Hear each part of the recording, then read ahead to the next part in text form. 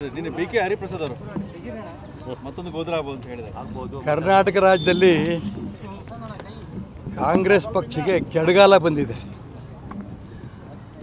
ಅವರು ಕಾಂಗ್ರೆಸ್ ನಾಯಕರುಗಳು ಧರ್ಮದ ವಿರುದ್ಧವಾಗಿ ಬೇಕು ಅಂತ ಮಾತಾಡ್ತಾ ಇದ್ದಾರೋ, ಪ್ರಚಾರಕ್ಕೋಸ್ಕರ ಮಾತಾಡ್ತಾ ಇದ್ದಾರೋ, ಒಟ್ಟಾರೆ ಅನೇಕ ದೇಶದ 17 ರಾಜ್ಯಗಳಲ್ಲಿ ಭಾರತೀಯ ಜನತಾ ಪಾರ್ಟಿ ಅಧಿಕಾರಕ್ಕೆ ಬಂದಿದೆ. ಕರ್ನಾಟಕ ರಾಜ್ಯದಲ್ಲಿ ಯಾಕೆ ಬಂದಿಲ್ಲ ಅಂಥೇಳಿ ಕಾಂಗ್ರೆಸ್ ನಾಯಕರನ್ನೇ ಧರ್ಮದ ವಿರೋಧಿಗಳಾಗ್ಬಿಟ್ಟಿದ್ದಾರೆ. ಭಯೋತ್ಪಾದಕರಾಗಂಥ ಪ್ರಯತ್ನ ನಡೆಸ್ತಾ ಇದ್ದಾರೆ. ಹರಿಪ್ರಸಾದ್ ಹೇಳಿಕೆ ಅಂತೂ ಕೂಡ ಇದು ಅರ್ಥಹೀನ. ಇದು ನಾನು ಮಾನ್ಯ ಗೃಹ ಮಂತ್ರಿಗಳು ಹೇಳ್ತೀನಿ, ಭಯೋತ್ಪಾದಕರು ಏನು ಅವರ ಅಭಿಪ್ರಾಯ ವ್ಯಕ್ತಪಡಿಸ್ತಾರೆ ಆ ರೀತಿ ವ್ಯಕ್ತಪಡಿಸಿದ್ದಾರೆ. ಯಾವ ರೀತಿ ಗೋಧ್ರಾದಲ್ಲಿ ಗಲಭೆ ಆಯಿತು ಆ ರೀತಿ ಗಲಭೆ ಆಗುತ್ತೆ ಅಯೋಧ್ಯೆಯ ರಾಮ ಮಂದಿರಕ್ಕೆ ಹೋಗೋಂಥ ಸಂದರ್ಭದಲ್ಲಿ ಅನ್ನೋಂಥ ಮಾತು ನನಗೆ.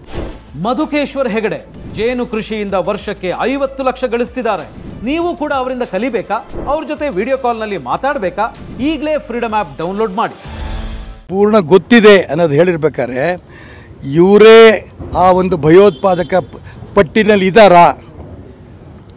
ಆ ಗಲಾಟೆ ಮಾಡೋದಕ್ಕೆ ಪೂರ್ಣ ತಯಾರಿ ಹರಿಪ್ರಸಾದ್ ನೇತೃತ್ವದಲ್ಲಿ ನಡೆದಿದೆಯಾ? ಇವರಿಗೆ ನನಗೆ ಪೂರ್ಣ ಗೊತ್ತು ಅಂದ ನಂತರ ಇವ್ರನ್ನ ಯಾಕೆ ಇನ್ನೂ ಬಂಧಿಸಿಲ್ಲ? ತಕ್ಷಣ ನಾನು ಗೃಹ ಮಂತ್ರಿಗಳಿಗೆ ಹೇಳೋಕ್ಕೆ ಇಷ್ಟಪಡ್ತೀನಿ, ಮಾನ್ಯ ಹರಿಪ್ರಸಾದ್ ಅವರು ರಾಷ್ಟ್ರದ್ರೋಹದ ಹೇಳಿಕೆ ಕೊಟ್ಟಿದ್ದಾರೆ. ಹಾಗಾಗಿ ಅವ್ರನ್ನ ತಕ್ಷಣ ಬಂಧಿಸಬೇಕು.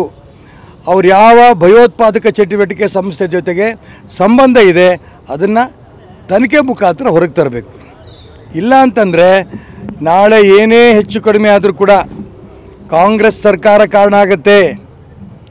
ನೇರ ಹರಿಪ್ರಸಾದ್ ಹೇಳಿದ್ರೂ ಕೂಡ ಅವ್ರ ಬಗ್ಗೆ ಕ್ರಮ ತಗೊಂಡಿಲ್ಲ ಅಂತಂದರೆ ಕಾಂಗ್ರೆಸ್ಸಿನ ಸರ್ಕಾರದ ಕುಮ್ಮಕ್ಕು ಕೂಡ ಹರಿಪ್ರಸಾದ್ ಅವರು ಇದೆ ಅನ್ನೋಂಥ ಭಾವನೆ ಬರುತ್ತೆ. ಹಾಗಾಗಿ ನಾನು ರಾಜ್ಯದ ಮುಖ್ಯಮಂತ್ರಿಗಳಿಗೆ ಗೃಹ ಮಂತ್ರಿಗಳಿಗೆ ಒತ್ತಾಯ ಮಾಡ್ತೇನೆ, ತಕ್ಷಣ ಮಾನ್ಯ ಹರಿಪ್ರಸಾದ್ ಅವ್ರ ಹೇಳಿಕೆ ಇಡೀ ದೇಶದ ಜನರಿಗೆ ದಿಗ್ಭ್ರಮೆ ಉಂಟು ಮಾಡೋಂಥ ಹೇಳಿಕೆ ಅದು.